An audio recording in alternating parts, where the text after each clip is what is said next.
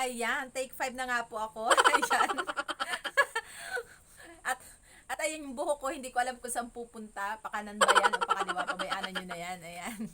So, for today's video, isi-share ko lang naman po sa inyo ulit. Ayan. Mag-share ulit ako sa inyo ng panibagong tutorial about sa sewing tips. Ayan.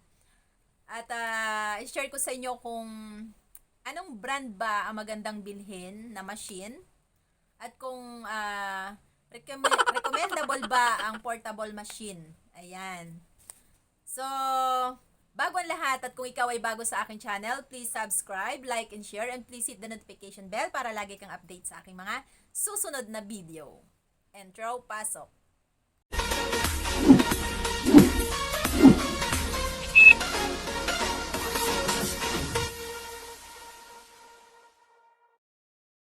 Ayan.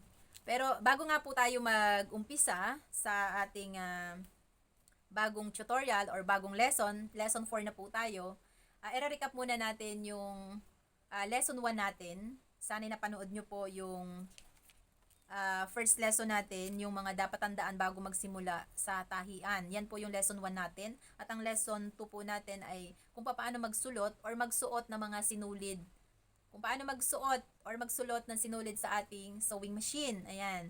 At ang lesson 3 po natin ay saan pwedeng bumili ng sewing machine. Kung saan mura ang mga sewing machine. Ayan. So, lesson 4 na nga po tayo. So, panoorin nyo po yan mula sa lesson 1 hanggang sa matapos ang ating lesson para tuturuan ko po kayo kung papaano tayo manahi or papaano natin patatakbuhin or papaano natin itatayo ang ating maliit na tahian. Ayan. So, start na po tayo. Ayan, ito na nga. Welcome back, GGS Collection back. Ayan. So, i-share ko nga po sa inyo kung ano nga ba ang magandang bilhin. Portable sewing machine ba? Or yung tinatawag na domestic sewing machine? O ang high-speed sewing machine, heavy duty? Or industrial sewing machine. Ayan. Yung tinatawag nating industrial sewing machine. Ano nga ba ang mas magandang bilhin sa kanila? So, kung kayo po ay, kung ang nais nyo lang po ay mag-refer ng inyong mga damit or gusto nyo lang po mag-design sa inyong mga damit, mag-refer ng inyong mga short, pantalon, t-shirt, ganyan.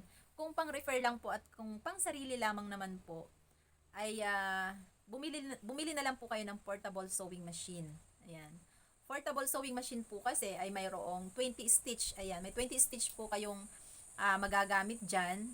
Meron namang 5 stitch, merong 10 stitch. Depende po yan sa inyo kung ilang stitch yung gusto ninyo. May zigzag, may curve, may pa-flower, ganyan. Basta, marami pong stitch ang portable sewing machine. Ang domestic, ayan. Pero, pagka, yun po ay pang sarili lang, portable po ang bilhin nyo.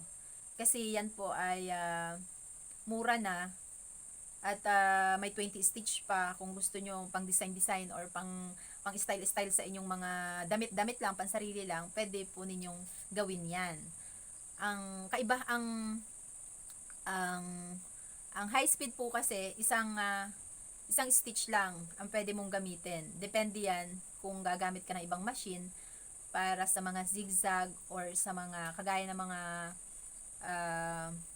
edging, ayan, ganyan. Pero, kalimitan naman, sa mga tinatahi, ay puro straight lang naman. Or sa mga halimbawa, di ba sa mga company, kalimitan, mga straight lang ang ginagamit. Kaya kung halimbawa, gusto mo magtayo ng business, kung gusto mong gamitin sa business yung iyong machine, high-speed sewing machine po ang inyong bilhin or industrial sewing machine. Heavy duty kasi mas matibay po yan at mas magandang gamitin. Mas mabilis pa ang takbo. Ayan. Kung kayo naman po ay baguhan, nag-aalala kayo sa bilis ng takbo ng makina, ng high speed, meron po kayong pwedeng ipabago dyan. Papalitan nyo po ng yung tinatawag na Serco motor. Yan po ay mayroong adjustable. Ma-adjust ninyo yung speed ng inyong makina. Pwedeng pabagalan, pwedeng pabilisin. So, ipapakita ko po sa inyo ang tinatawag na Serco motor. Ayan po ay dalawang machine. Ito pong bagong machine, clutch motor po ang gamit niyan. At ito pong luma, pinapalitan na. Circumotor po ang gamit. Yan po ang tinatawag na circumotor. Yan po ay naa-adjust. Pwede nyo po yung pabilisin, pwede po ninyo yung pabagalin. Pindutin nyo lang po yung arrow up, arrow down. So, yan po ang tinatawag nating circumotor. Yan po ay kapag bibili kayo ng makina, pwede nyo pong papalitan ang inyong motor para kung kailangan ninyo ng adjustable sa speed ng inyong makina. Ayan. Ayan po ang tinatawag na circumotor. Ayan. Yung kalimitan po kasi sa mga high-speed, clutch motor po ang makina. Pero pwede nyo po yan papalitan para na-adjust nyo po yung takbo ng inyong makina. Ayan.